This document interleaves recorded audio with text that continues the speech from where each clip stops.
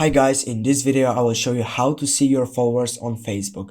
You may have many friends on Facebook, but your Facebook followers are your real fans, not your friends.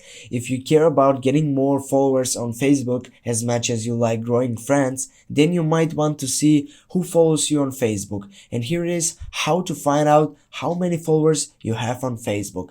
First of all, you need to tap the three horizontal dots on your right upper side.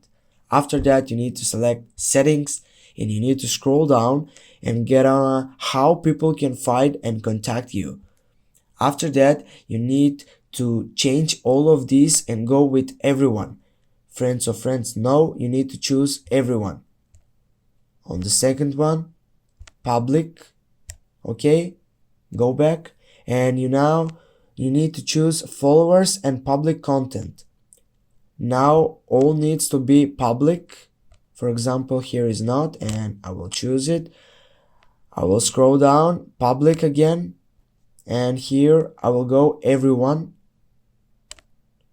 and the last one, public. And here it is how to see your followers on Facebook.